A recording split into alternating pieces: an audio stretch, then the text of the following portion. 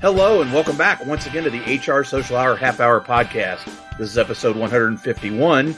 John and Wendy talk to Keirsten Greggs. I'm your host, John. And I'm Wendy. How are you tonight, John?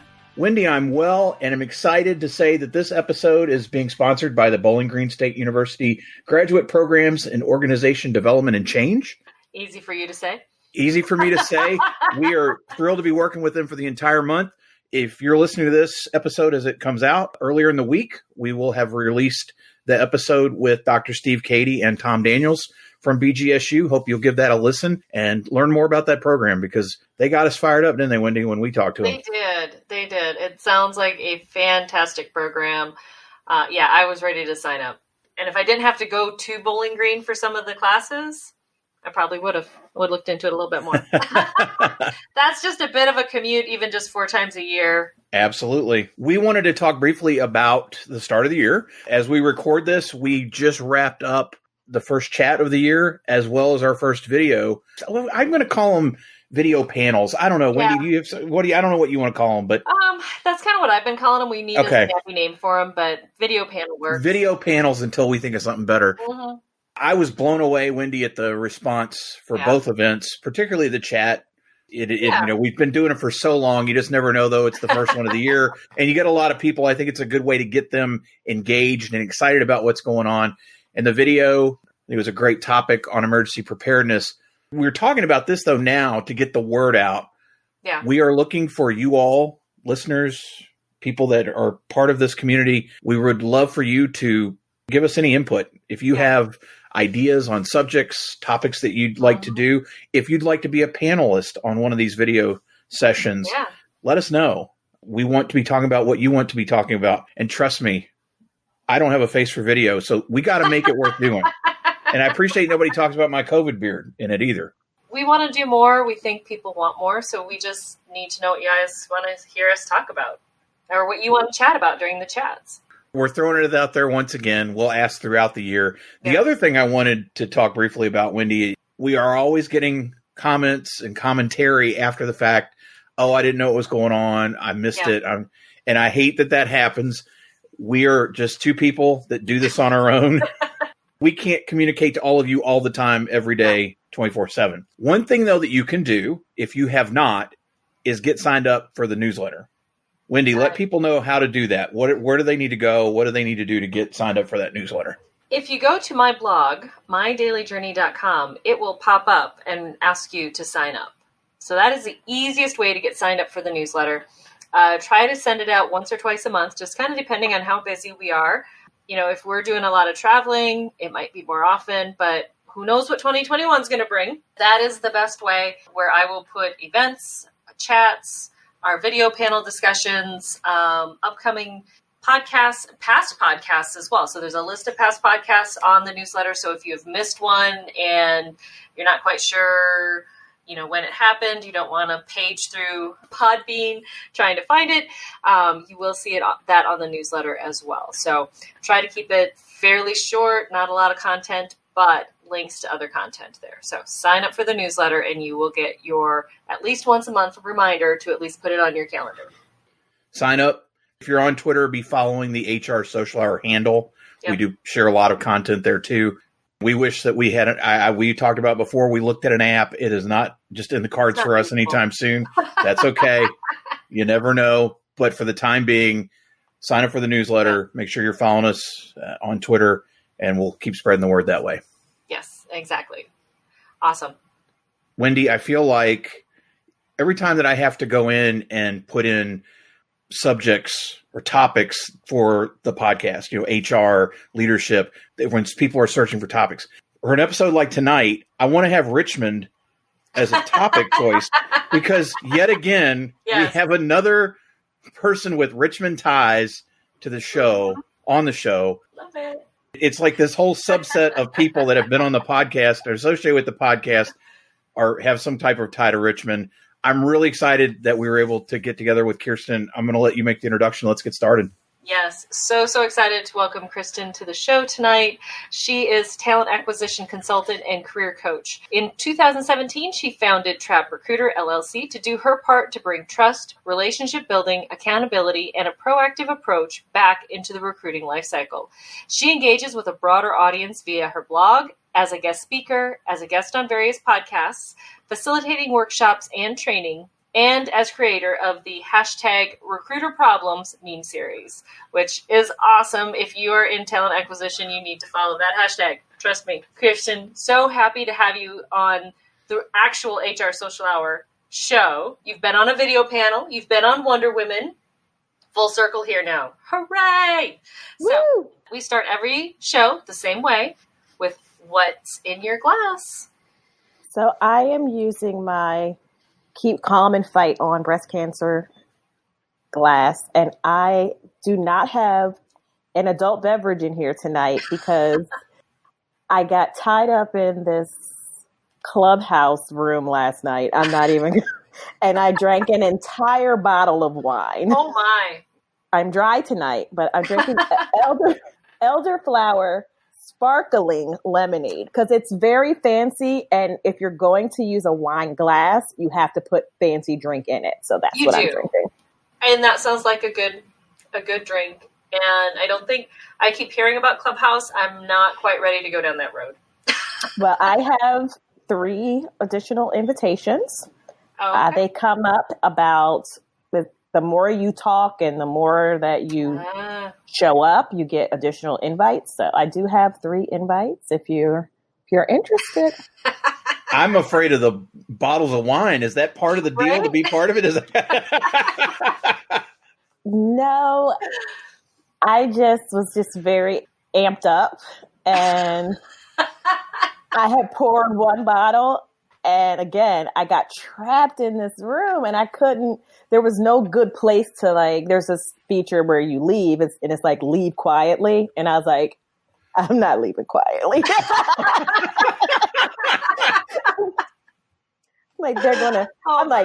they're going to put me out or we're going to resolve this.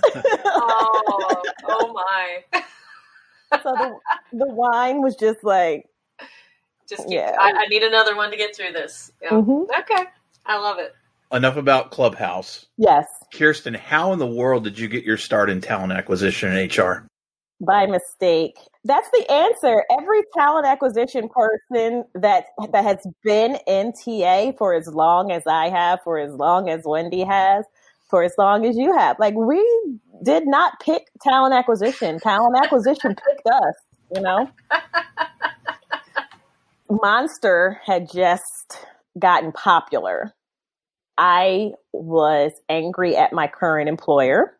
So I put my resume on this Monster thing. And it was a staffing company that had just, was just getting ramped up. And during this time, it was pre-Y2K, right before Y2K. So there were so many ISPs, telephony companies, AOL was one of our biggest clients. There was just so much work to do. They offered me this job as a technical recruiter. And I promise you, I didn't even know what a technical recruiter was. And they're like, don't worry about it. We'll teach you. You have the right personality. You can do this. I ramped up very quickly. And, I really do think that I'm going to go back to childhood. So maybe this is going to be my new story, how I became good at being, doing the calling and all of that. In high school, I used to work at a place called ICR. Shout out to everybody in South Jersey who did a bid at ICR. And we did telephone surveys, not where you get paid to complete one, but your job is to sit, for me, 15 hours a week, every other weekend, and call people and beg them during their dinner time to answer questions about market research. I was very good at that. So that might be, I have a convincing voice maybe when I put on my recruiter voice or when I put on my survey voice. So people want to talk to Keirsten. They want to know what's going on. So I got into TA. You have that kind of voice we just want to keep talking to.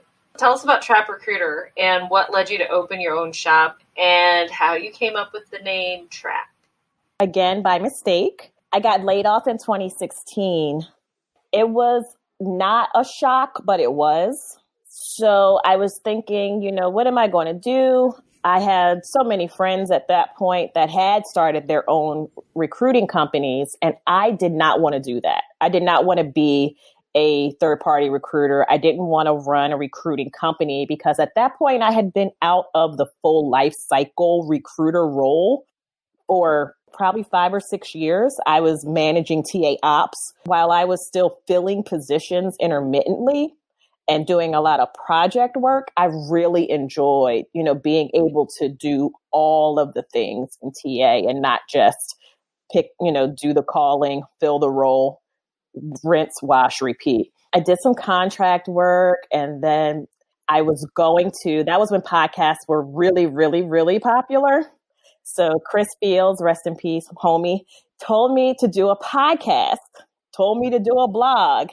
And I'm like, okay, I was already blogging with PIC. I did not really want to do my own thing, but I was like, well, if I am, I'm just going to do it. I'm going to do what I want. And he's like, well, what are you going to call it? And I'm like, I'm going to do a blog and a podcast, and it's going to be called Confessions of a Black Recruiter. He's like, okay. And I'm like, what? I'm like, whatever, Chris, you don't know what you're talking about. I went full on Maury guest, like, you don't know me. Like, I'm going to do what I want. The more that I started to map out and outline the topics I was going to talk about and the experiences I was going to share, these revelations, these confessions, I said, what I'm talking about as a recruiter in this vein, because I wasn't going to be as open, and drag HR and drag TA through the mud. I was like, that's no different than every other Black person, especially Black woman professional in any role. I didn't know what to do. Fast forward a few months later, I was doing one of those Facebook tests. One of the questions was, if I was famous, what would I be known for? And my friend responded, trap recruiting. And that was because I love trap. I have a shirt that says I love God and trap music. I thought about that and I was like, that could be a thing. So he and I sat down again and we mapped it out. And I was like, trap should be an acronym. I was like, I could do something with this. And I thought back to this blog post that I had written for PIC that was it was kind of Jurassic Park themed. And it was like Return of the Full Life Cycle Recruiter. So I really based Trap Recruiter's methodology and Trap Recruiter, the acronym, on what a full life cycle recruiter was when I started 21 years ago. I like how you took that and turned it into something and talking about that full life cycle, because even a lot of, there's a lot of people that do that day-to-day, even corporate recruiting, they don't think about the full life cycle of it. They think about their one piece of it or this one little bitty piece, but thinking about the whole part of it. So I love that. I like it a lot. Might be accidental, but we had to we didn't have sourcers when we started. Right. We were everything. We were the TA coordinator, we were the recruiter, and we were we gave orientation, we gave you your benefits, we got your I-9, certified I-9. I used to drive people to their interviews and all that. Yeah, absolutely. What do you think is going to be the big issue for talent acquisition this year?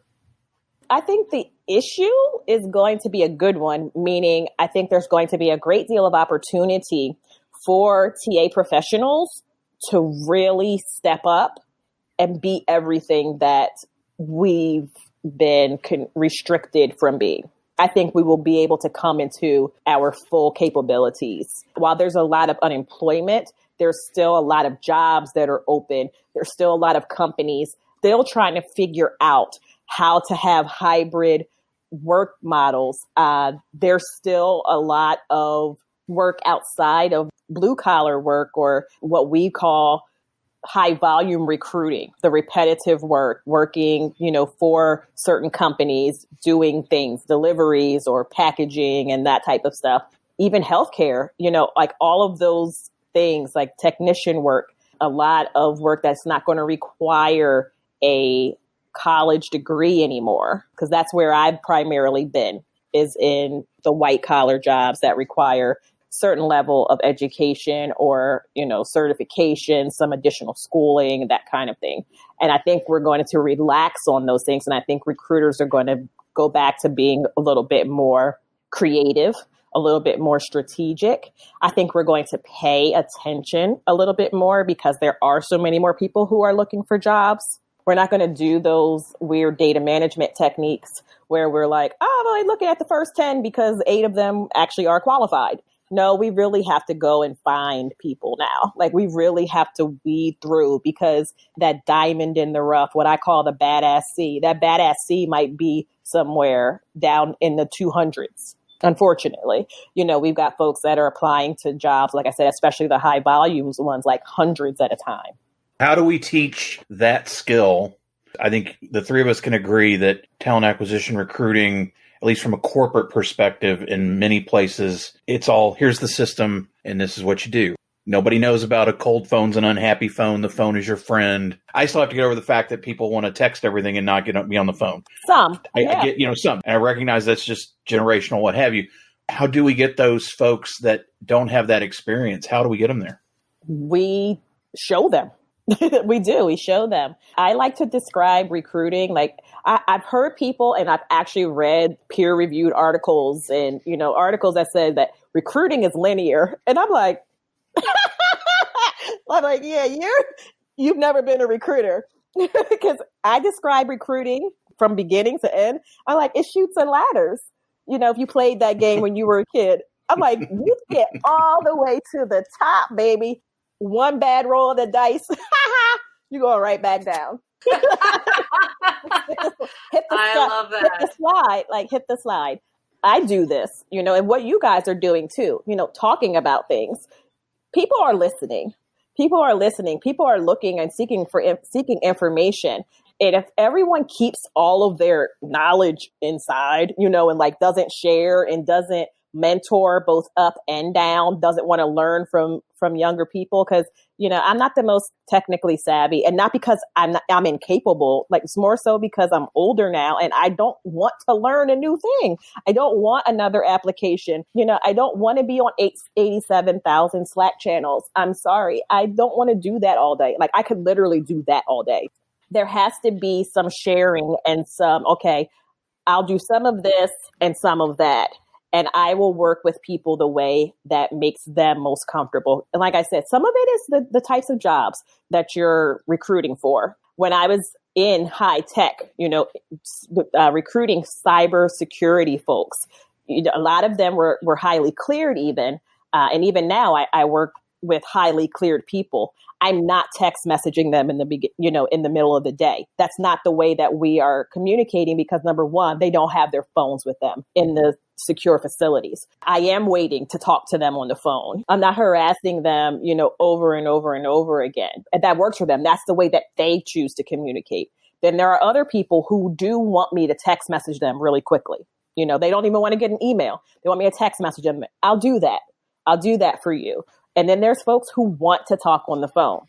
Of course, I'll do that too. But as a recruiter, I even know people who have chosen that sourcing role because they're like, I don't want to talk to people. I just want to go and I just want to search and I just want to give you the resumes and then you do all of that. If you're that person that doesn't want to talk to people, then maybe you'd be great at data mining. Maybe you'd be great at, creating those talent pipelines, as we call them. Maybe you're the one that wants to do the marketing side. Maybe you're the one that likes that likes data and wants to do metrics. There's a lot of different things that folks can do inside of TA, and I feel like you should do what's best for you and what best suits you.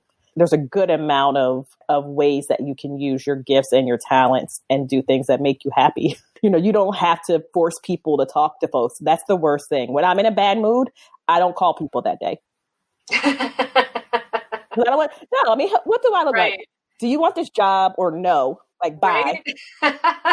I'm not doing this with you. So yeah, when I have an attitude, So we're going to do all we're going to do texting today. No, I'm like, listen, I'm below the line today.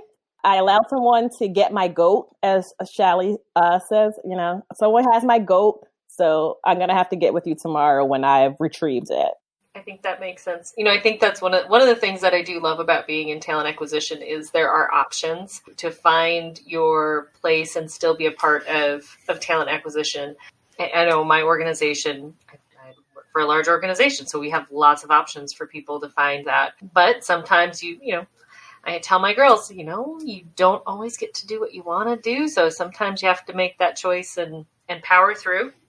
And then when you go back above line, you can feel better about it. Keirsten, you are adding more to your repertoire. You did some live videos, which was so much fun. Your 12 days of recruiting in December was a blast. And now you are officially starting a podcast. Yes, I did. So excited. I know you talked a little bit earlier about Chris Fields encouraging you to start a podcast and get into that. But so what's kind of been the catalyst now at this point in time to kind of put out the video and audio mediums for yourself? I'm going to sound like a total flake.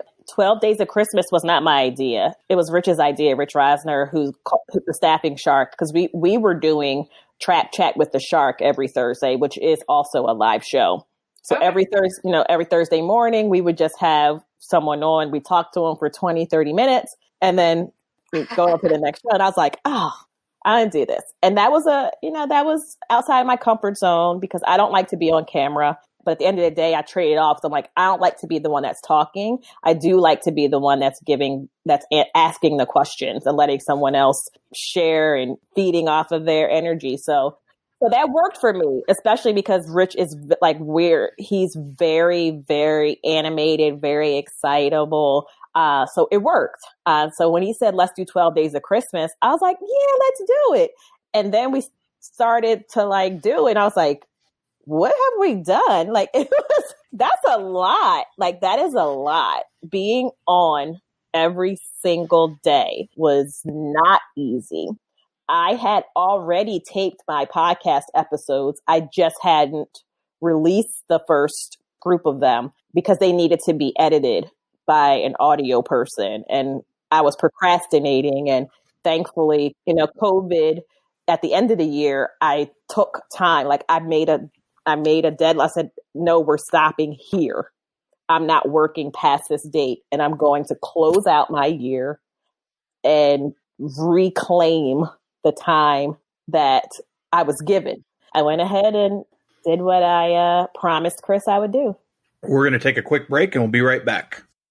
Bowling Green State University is proud to sponsor the HR Social Hour Half Hour podcast. If 2020 taught us anything, it's the importance of being agile and open to change. Bowling Green State University is a world leader in providing graduate education to working professionals in organization development and change. In 2019, BGSU launched one of the only professional doctorate programs in the country in organization development and change. Both the master's and doctorate programs are designed for working professionals and blend the convenience of virtual learning with regularly scheduled in-person weekends a few times a year. The BGSU graduate programs in organization development and change provide students with practical skills and help them grow from a subject matter expert to a sought-after thought leader. To learn more about the master's and doctorate programs in organization development and change at Bowling Green State University, visit bgsu.edu/MOD. And we are back. It is now time, Keirsten, for everyone's favorite part of our show, which is the half-hour question connection. And we have a bunch of new questions. We have switched up the question connection, and you're the first. Woo. So kicking it off with, what career did you dream of having when you were a child? I wanted to be Claire Huxtable. I wanted to be an attorney. It's just right out there with Claire. I love it. No. I didn't want to be an attorney. I wanted to be Claire Huxtable. Yeah. Who just happened to be an attorney. So yeah. Exactly. Yes. Love it. I think that is the first time that anybody's named a person. Yeah. That's who they wanted to be when they grew up. It's like, who would you like to be when you grow up? Imaginary. Fictional. I would like to be fictional. Keirsten, who's one person you've gained in your network in the last year that you think more people should know? That's hard. There's so many people. I'm going to say my friend Daryl Graves. He's a D&I leader the D&I leader at Dialpad. He's someone that a lot of folks don't know because he's not in, the HR mix the way that a lot of our contemporaries are. So, Keirsten, how do you maintain balance in your life? I don't. I'm an entire freak show most days. How do you enjoy giving back to the HR TA community? With my tips, anytime that I have been doing a lot more writing. I'm blogging for other people outside of myself and my own personal blog. So anytime that I can interview someone, amplify their voice, have them on Track Chat with the Shark, or have them on my podcast, for a future guest, I'm going to do that. That's the way I like to give back. And then connecting people. And I've always done this. It's probably my favorite part about being a recruiter and using that skill outside of just filling jobs is connecting people to other people who they can build with. Keirsten, what's your favorite movie? I don't think I have a favorite movie. I have movies that I'll watch. I know I suck at I am the worst. I told you I have a lot of movies that I'll watch over and over again. Like, I'm a nerd. I love Annie, like the original one. So I did watch Annie over the break about 4 times. And not only did I watch the real one, with Carol Burnett, but then I watched all of the remakes after that as well. So, oh, wow. Yeah. Of the Annie versions? The original is my favorite. The original's top. Yeah, bar none. The original is my favorite. So that's my favorite movie today, right now. And I love Harry Potter. I'll watch Harry Potter every one. I probably can recite every line. What was the first concert you attended? I think outside of a gospel concert, probably the Victory Tour. My parents and my aunts and uncles took all of us. I was probably one of the younger ones of the cousins groups. But yeah, I think the Victory Tour was the first major arena concert I went to, and it was awesome. And for the younger people, that's Michael Jackson. I forget that that doesn't compute. What was the last show that you binge watched? It was Different World. Not the first season because I didn't like that one. So I only started at season 2 and went on. It's on Hulu. I'm getting my streaming services are blurring together now. I don't know which one I'm on at any given time. Well, it's Hulu if there's a commercial break. Oh, so maybe it wasn't. That's how I differentiate between Netflix and Hulu anyway. Ah, that's smart. There's a break in the Hulu. Yeah, I'm pretty sure it's on Hulu, but yeah, it was Different World. I'm gonna have to check that out. I think it's great that you wanted to be Claire Huxtable when you were a kid, and you just binge watch. For those of you that don't know, A Different World was a spinoff of the Cosby Show. Yes. Now I don't know. Lisa Bonet hung around for what, 1 season? That's what I say. I didn't like the first season. Was she just in the first season? Yeah, she was on the episode when Dwayne and Whitley had gone back to New York. Remember, Whitley's father was getting married, and Dwayne stopped by the house to see Denise when he found out that she was married to Martin. Because because she was on that. She was on that one episode. Don't remember that because I didn't watch that show in years. I enjoyed it when it was on, but I think I used to watch it on USA in the mornings, when it. Oh, it comes. Oh, sure. Way back when they showed Wings and A Different World and. Oh man, Wings was a good show. Wings is on Hulu too. Yes, Wings is on Hulu. Yeah. Okay. So there's your next show. No. Does anyone know where Designing Women is? I love Designing Women. Was on Hulu for a while. I haven't looked. I don't know if it's still there or not. My mom, I think it's last year, Mom was here for a couple of days. And so we watched a couple of episodes of Designing Women. And the first 2 episodes, I'm like, wow, I forgot how much of a feminist Dixie Carter, or that's whatever her character. Julia Sugarbaker. Julia was. I mean, she was just a spitfire back then. And I'm like, man, I forgot. Yes. Keirsten, what's a hobby or thing you like to do that may surprise people? I don't know if it'll be a surprise, but I love jigsaw puzzles and logic puzzles. Like, I sit and do 3 or 4 logic puzzles a night. Oh, wow. They know me at the bookstore because that's the only place they sell the ones I like. So I'm like, point me to the new penny press. Well, Keirsten, finally, our last question is, we're going to have you do some work for us. Okay. If you could ask our next guest any question, what would that be? Wow. I'm going to get serious now. Okay. To what extent do you believe HR should be involved in politics inside of the organization? That's a deep question there. And I don't have to answer it because I'm not a guest. No, I like that question. I like it a lot. Keirsten, so much appreciate you being part of our community. It's funny, you've done all the other shows except this one. I'm glad that we were finally able to connect. Another Richmond person. I always love that. Go Spiders. Yeah. Go Rams. You went to VCU? I did. My husband taught there. I did not know that. Yeah. My wife went to VCU. Wow. I love Small it. world. For those that aren't connected with you now, what's the best way for them to reach you out there? At Trap Recruiter on all social channels. LinkedIn, Twitter, Instagram, Facebook, at Trap Recruiter. And where would they find the podcast? Anchor. And then it's on a lot of other channels. But if you go to you can either go to my website, www.traprecruiter.com, and link it there. We'll have that in the show notes. And Wendy, how about you? Best way for listeners to find you out there? Best way is on my blog, mydailyjourney.com. Daily D is in a dog, AILEY. And of course, the second and fourth Sunday of each month, you will find me on Twitter at 7 p.m. Eastern Time as part of our twice monthly Twitter chat. How about you, John? Once again, want to thank the Bowling Green State University Graduate Programs in Organization Development and Change for sponsoring this episode. If you haven't checked out our show with them, go back and listen to that after you've listened to this show. For me, JohnThurman.com for all things John Thurman, and for the show, hrsocialhourpodcast.podbean.com.